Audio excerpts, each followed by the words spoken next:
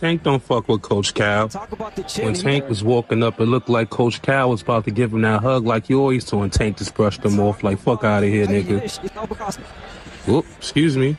Fuck out of here, nigga. Now it seems like Coach Cal on point, so you're not paying Tank no mind. And Tank go over here, he go to this nigga, and watch this shit that he do. He gonna lift his jacket up, and like, our conversation is a secret, I don't want him to hear it.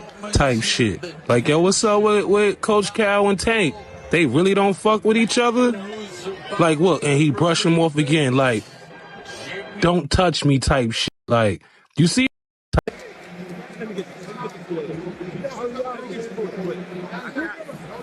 You guys calm down, listen to me. Hey, come on now. You know, that Tank is older. He had the lessons, getting his lessons of what he got to do, take us the rest away. You pull up with. We ain't see Calvin. Yeah, Calvin was there. Okay, Calvin was there. Okay, I think he came a little late though. I spoke to him. During Gervonta Tank Davis's fight against Lamont Roach Jr., a leaked audio clip revealed tension between Davis and his trainer, Calvin Ford. As Ford wiped sweat from Davis's face and gave advice, Davis interrupted, saying, "You gotta stop and listen to me." This rare public frustration hinted at communication issues. Another controversy arose in the 9th round when Davis took a knee, claiming hair grease got in his eyes.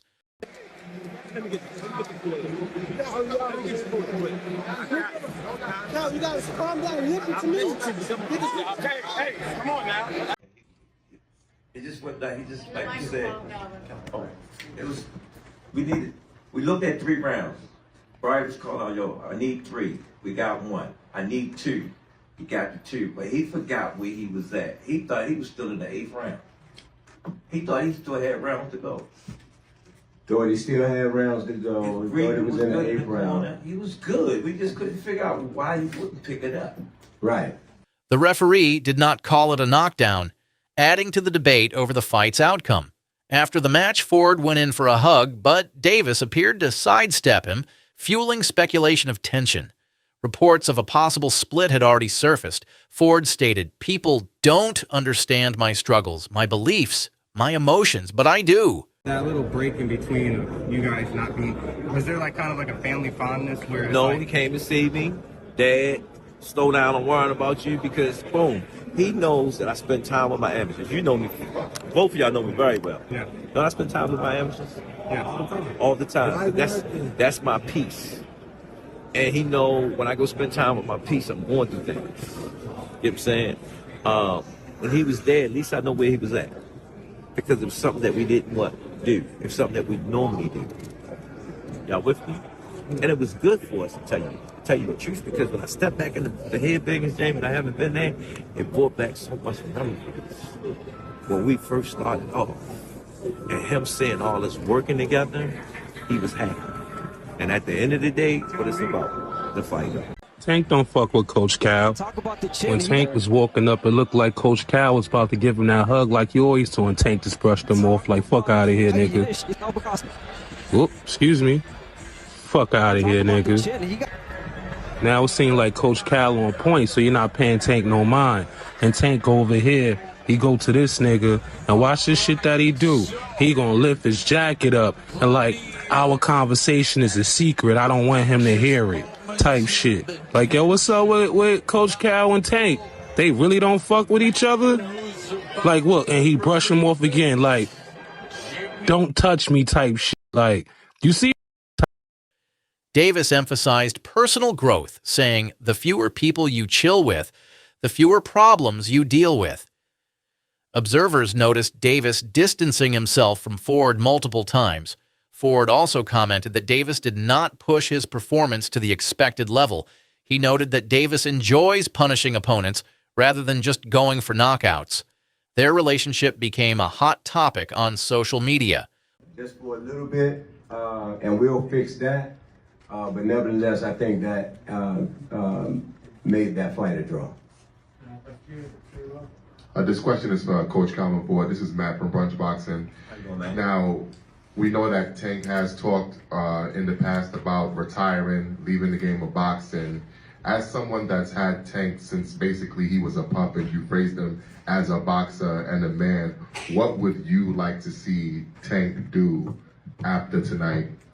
I like to see Tank to do what he want to do. I said at the last press conference. Y'all got to understand, them guys been doing it since they were little. This might energize them again. Oh, yeah. In fact, he backstage right now talking about he want a rematch. So, backstage, you want to go to the gym right now. yes, that's what he said. So I think that retirement stuff's out the door. Yeah, so. Right here. Chris Murray, Philadelphia Sunday's son. I gotta ask this question in the sense that you said, Cal, this was for Cal before and for Coach Berry as well. You said before the fight that you wanted to see him take his game to another level. What didn't he do in this fight that that you felt he could have done and whatnot, and pretty much opened the fight up to being a draw? Well, like I said again, they've been knowing each other since they were little. And Roach, he stepped up for the cause. He stepped up. You know what I'm saying? And again, Tank history, I always sit there and tell you, I don't like knockouts, like punishment. You know what I'm saying? And then sometimes things got to happen to make you get back to where you belong at. You know what I'm saying? And that was a good, skillful ass fight. Skillful. Both of them would take certain chances. Some of them take chances. You know what I'm saying? We seen, it was like we was on a boat, and it was just like this, you know? But we thought he could have did more. Thought he could have did more, and hack off to Lamont Roach. Yeah. You know what I mean? He was prepared. Yeah. There were shots that he took that the average person would have went out on. And he took, pretty much Tank was sitting on the uppercut, and he threw it, and he was able to catch some of those uppercuts. So, yeah, you got to give him credit. It's the best for him. I'm hoping that he do what I need him to do. You know what I'm saying? You see how I asked him, are you ready? You know what I'm saying? Because I need somebody that's going to really push Tank, so I can see different levels of it. This time I had a chance to step back. And everybody keeps saying, they changing up stuff. No, we ain't changed up anything. It's the same thing we always do. You know? Going into the training camp, how was it? Or you said yes, you stepped back a little bit. How was it? Splitting the time. How's it going to be splitting the time to No, come this is Saturday something that night? we do all the time. Mm-hmm. You know what I'm saying? Right now, y'all know that's all I gotta do is speak.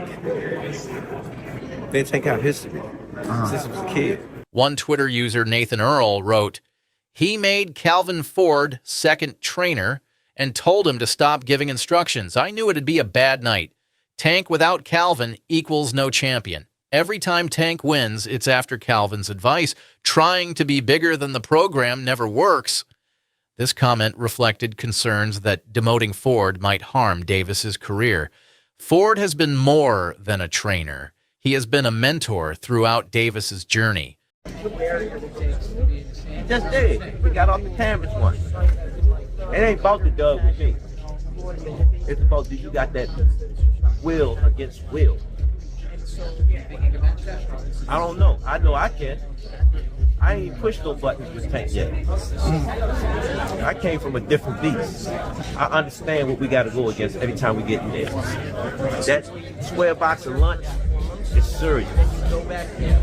So when I talk to him, he know what I'm talking about. But let's see. April the 22nd, Tim Ron, deal with it. Let me explain something to you.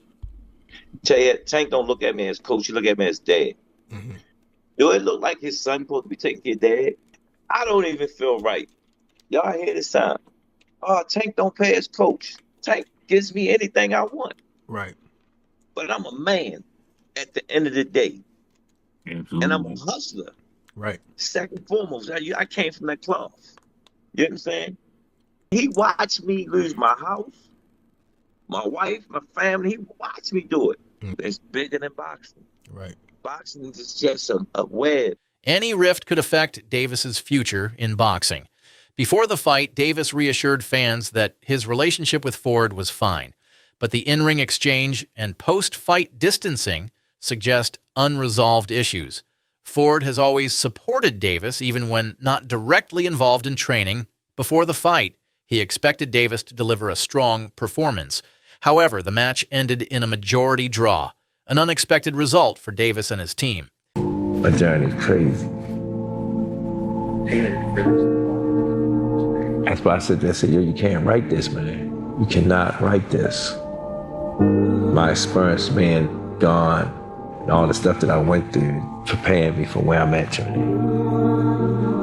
You know, that Tank is older. He had the lessons, getting his lessons of what he got to do to take us the rest of the way. And this is his take us the rest of the way fight.